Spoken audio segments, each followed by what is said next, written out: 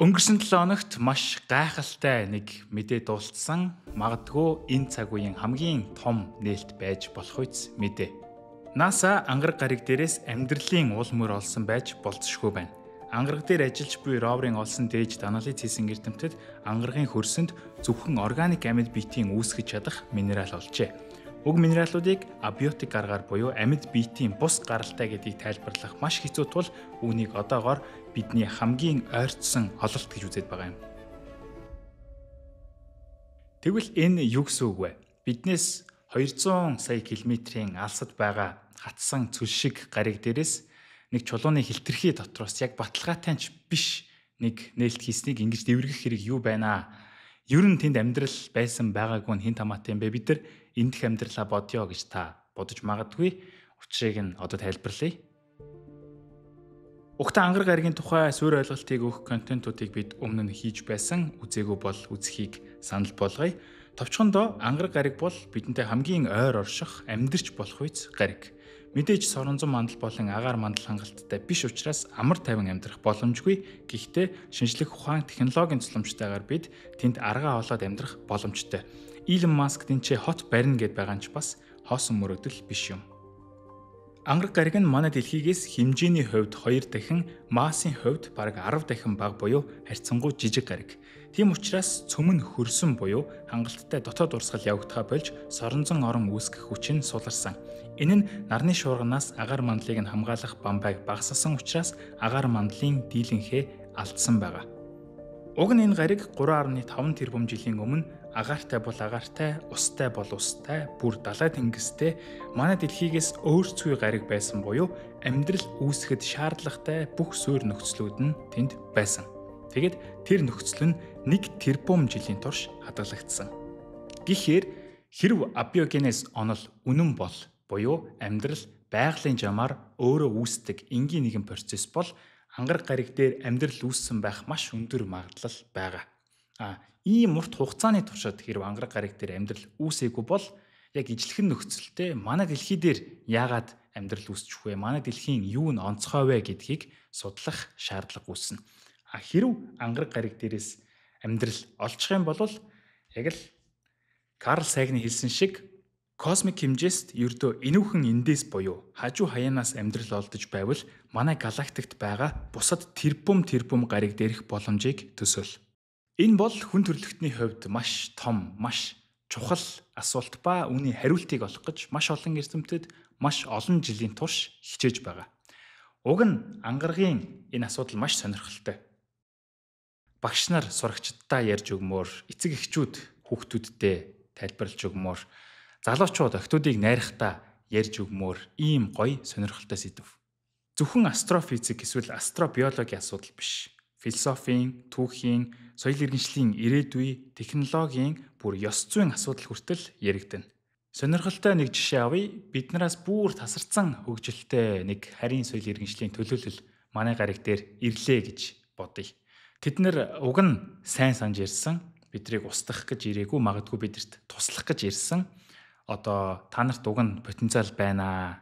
Гэхдээ тэрийгэ буруу юмд үрээд байна. Наа дайм байна болоо.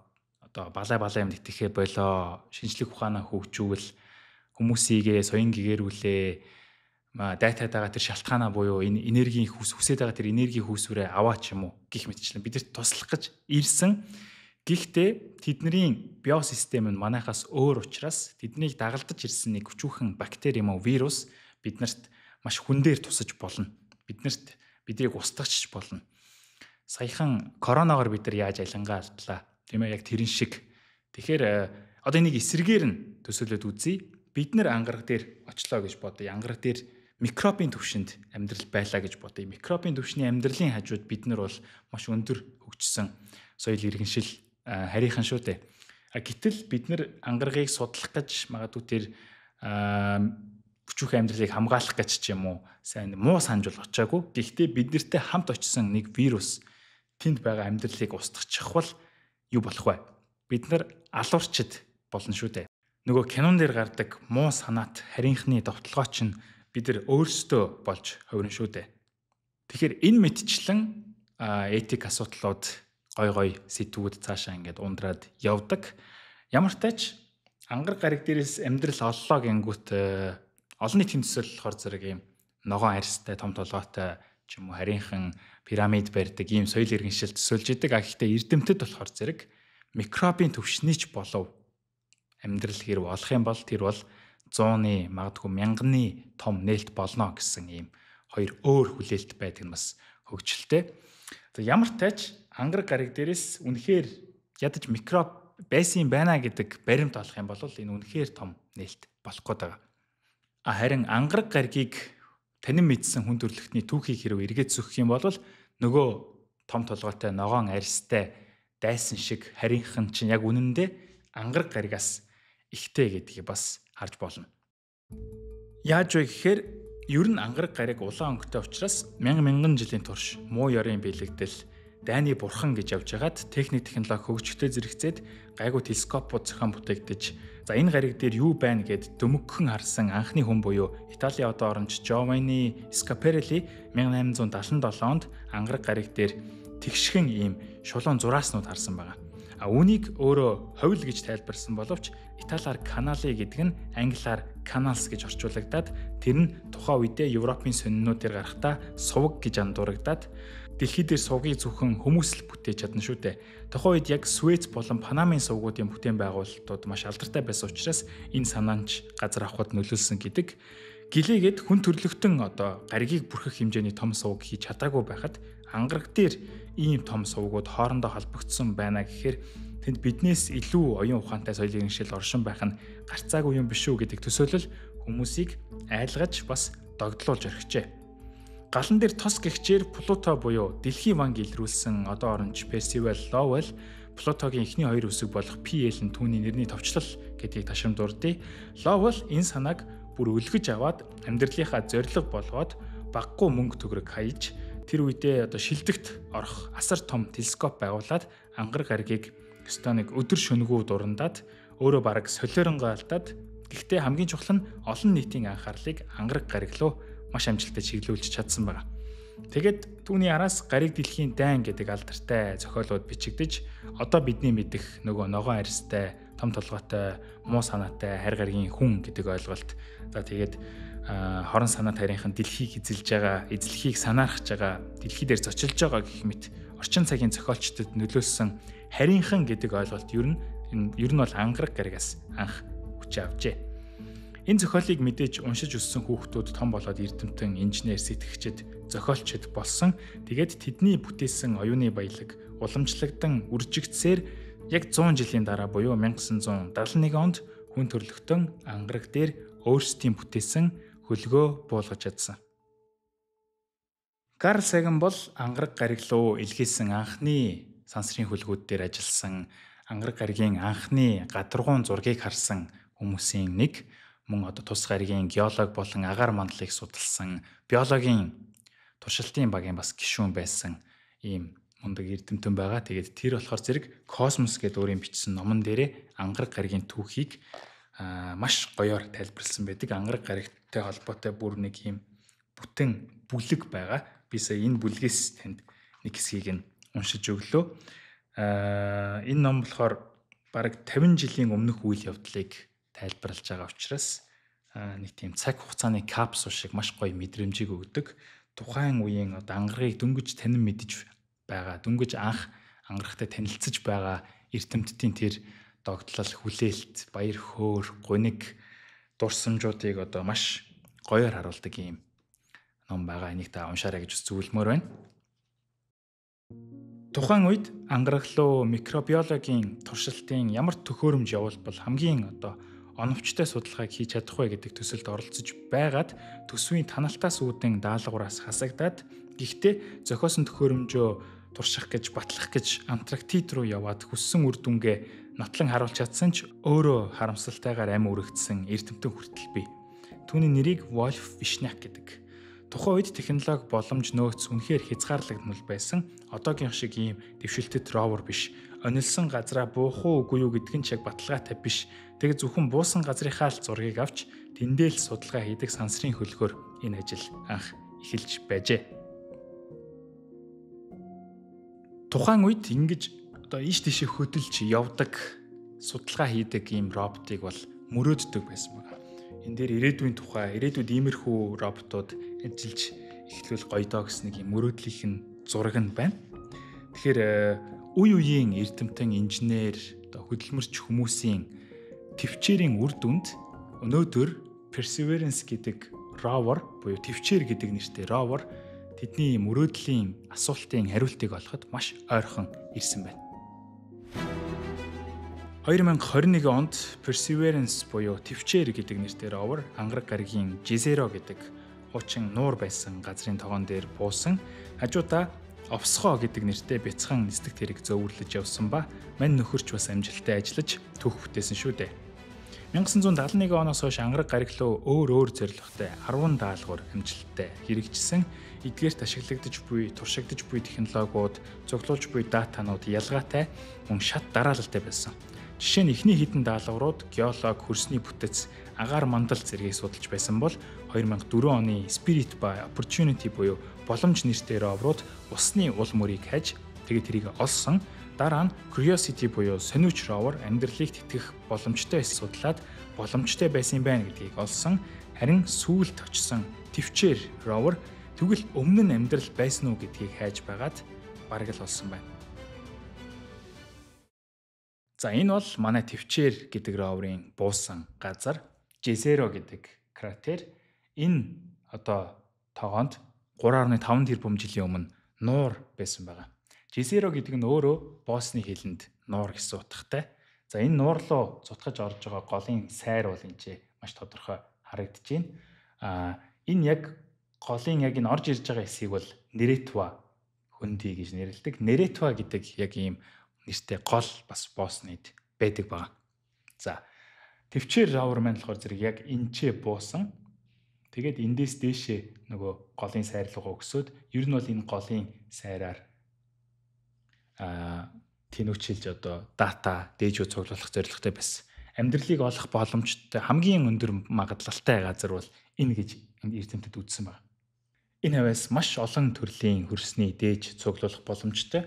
Тэгээд цуглуулсан тэр дээжээ манай төвчээр өөртөө хадгалж ягаад буцаагаад дэлхий рүү илгээх юм зорилготой байгаа. Буцаагаад дээжийг нь авчрах хин нэг бол ер нь бол хүлээж байгаа гэсэн үг. Төвчээрийн өнөөдрийг хүртэл хаагуур явж одоо ямар дээж цуглуулсан гэдгийг нэг бүрчлэн та харах, танилцах боломжтой. Линкийг нь тайлбар хэсэгт үлдээе. Энд харагдаж буй 25 дугаартай дээжийг өнгөрсөн жил олсон. Төвчээрийн явуулсан энэ зурган дээрээс эрдэмтэд маш сонирхолтой сэдвэр олсон. Энэ хоёр талын цагаан зураас бол кальцийн сульфат агуулж байгаа. Тэгэхээр энд бол хизээ нэгэн цагт гол урсж ирсний гэдгийн маш том баталгаа. Тэгэд энийг бүр ойртуулаад харсан чинь бүр сонирхолтой зүйл олсон байна. Энэ хоёр цагаан судалны голд миллиметрийн хэмжээтэй ийм толбнууд байсан. Эрдэмтэд үүнийг ирвсийн толб гэж нэрлсэн. Учир нь голдоо цагаан түүнийг хүрээлээд хар өнгийн маш олон тооны ийм толб харагдаж байгаа. Эдгээрийг харсан эрдэмтэд төвчээр ровер дээрх Sherlock гэдэг төхөөрөмжийг шууд ажилуулсан байна. Sherlock гэдэг төхөөрөмжийг танд харуулъя. 3D модель дээрээс энэ харагдаж буй төхөөрөмж бол Sherlock. Алдарт мөрдөгч Sherlock Holmes-ийн нэрээр нэрлэгдсэн энэ хэмжигч төхөөрөмж тэрхүү толбнууд дээрээс органик карбон буюу нүүрс төрөгч олсон байна. Энэ бол амьдралын суурь молекул, суурь атом гэсэн үг шүү дээ. Энд харагдаж буй G-band гэдэг үзүүлэлт нь тэр хавийн шавар дотор үнэхээр органик материал агуулгадж байж болзошгүй гэдгийг харуулж байна. Тэгээд pixel гэдэг нэртэй өөр нэгэн төхөөрөмж өнөөх толбнуудыг мөн төмөр ба фосфатын агууламж өндөртэй гэж хэмжжээ.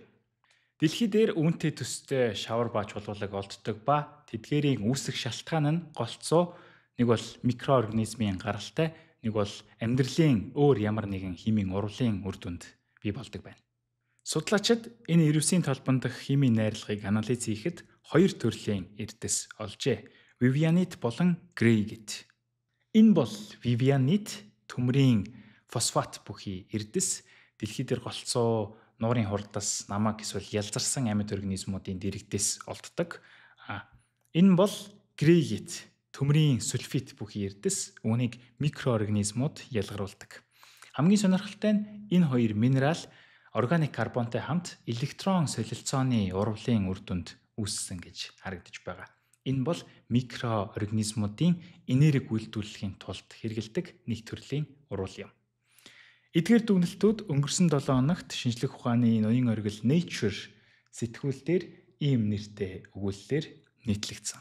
Харин NASA үүнийг Potential Biosignature буюу амьдралын уул мөр байж болзошгүй гэдэг даруухан гашчгаар мэдээлсэн. Гэхдээ энэ бол өнөөдрийг хүртэл бидний олсон хамгийн том сэжүүр гэж хэлсэн. Яагаад бид нар амьдралыг олцглоо гэж хэлэхгүй байна вэ гэхээр шинжлэх ухааны нэг ийм зарчим, стандарт байдаг. Юр бусын санааг батлахын тулд юр бусын баримт хэрэгтэй гэж. Үнийг Карл Саган энгийн үгээр маш гоё илэрхийлсэн тул Саган стандарт ч гэх нь бий. Ангараг гариг дээр амьдрал байжээ гэдэг бол маш том санаа буюу маш том мэдэгдэл. Тэгэхээр ийм том мэдэгдлийг хийхин тулд төдий хэмжээний том батарааны ийм баримт хэрэгтэй гэсэн үг. Энэ олдсон баримт хүчтэй баримт мөн үү мөн гэхдээ хангалттай биш гэж үзэж байгаа. Эдгээр минералууд буюу эдгээр эрдэсүүд абиотик буюу амьд бус зүйлээс шалтгаалan үүссэн байх боломж байгаа. Тэдгээрийг үүсгэж чадахгүй байгаа. Тэгэхээр магадгүй бидний мэдэхгүй, хараахан мэдэхгүй байгалийн хүчин зүйл, нөхцөл ийм зүйл бий болгодог байж болзошгүй. Тэгэхээр үнийг нэг талд нь гаргахын тулд батараанд нь хийхин тулд ангараг гариг дээрээс хин нэгэн тэр дээвжийг дэлхий дээр авчирч бүр нарийн лабораторид бүр олон талаас нь шинжилэн судалгаа хийх хэрэгтэй байна. Үүний тулд хин нэгэн нь ангараг руу очиж төвчээрийн өөртөө хадгалж байгаа дээжүүдийг авчрах хэрэгтэй. Өөрхийн манай ровер хин нэгэн хизээ нэгэн цагт ирж авандаа гэдэг итгэлээр одоо ч гэсэн ажиллаж байгаа. Дээж цуглуулсан хിവэрэ байгаа. Харин NASA-гийн ирээдүй жаахан бүрхэг байгаа. Ирэх баригчид төсвийг нь танахгүй маа гэхэд нэмэхгүй байх тал дээр хичээж байгаа харагдана. Ангарагаас дээж авчрах даалгаврын зардал эхэндээ 6-аас 7 тэрбум доллар гэгдэж байсан боловч одоо 10 тэрбумыг даваад байгаа. Гэхдээ энэ мөнгө бол жишээ нь Украины дайны санхүүжилтийн 21-т ч хүрэхгүй мөнгө гэдгийг бас харьцуулах хэрэгтэй. Ямар сайхан цаг үед хэний гар дор бид амьдарч байна вэ гэдгээ нэг эргэн харах нь зүйтэй баха. NASA дээж авчрах даалгаврыг яг яаж хэрэгжүүлэх вэ гэдэг тал дээр бас гацсан байдалтай байгаа. Perseverance-ийг буулгасан Sky Crane технологиг ашиглах арай цомхон нэг хувилбар эсвэл хувийн компаниудтай хамтарч одоо SpaceX эсвэл Blue Origin-ийн арай нүсэр газар дах системийг ашиглах өөр нэг хувилбар байгаа. Гэхдээ хараахан эцэслээгөө байна. Ер нь бол хамгийн наахандаа 2035, цаахандаа 2039 онд дээжийг дэлхий дээр авчрах болов уу гэсэн таамаг тооцоо бий. Тэгэхээр багадаа 10 жилийн хугацаа бол байгаа гэсэн үг. Хэрв та анзаарсан бол энэ роверийн нэр маш гоё зохицсон байгаа биз? Тэвчээр. Шинжлэх ухааны хагас зууны тэвчээр.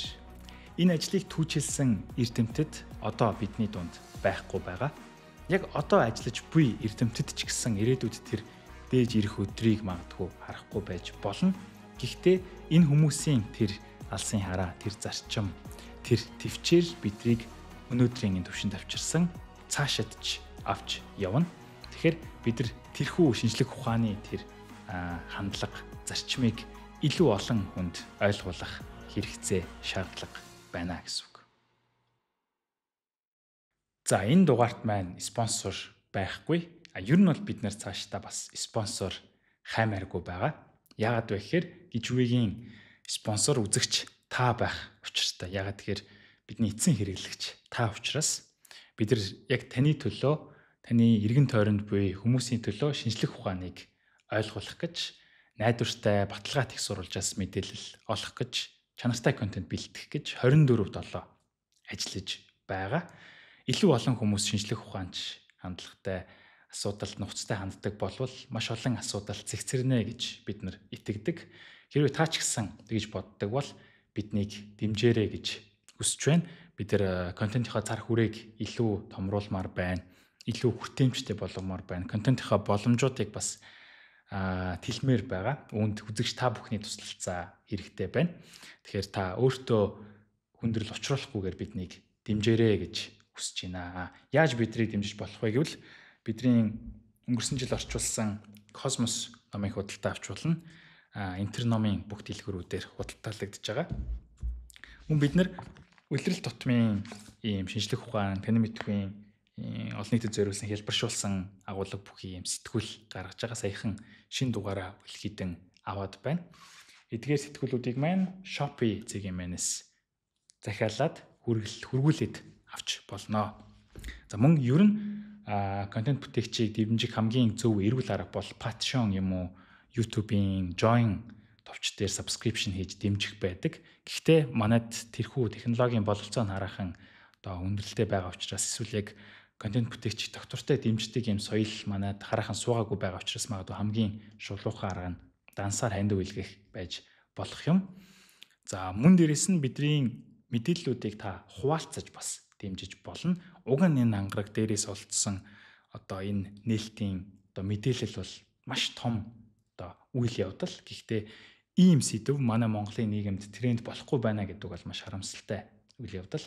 Тэгэхээр та энэ ийм шинжлэх ухааныг тренд болтол нь хуваалцаж бид нарыг дэмжээрэй. Хамтдаа шинжлэх ухааныг түгээн дэлгэрүүлцгээе. Баярлалаа.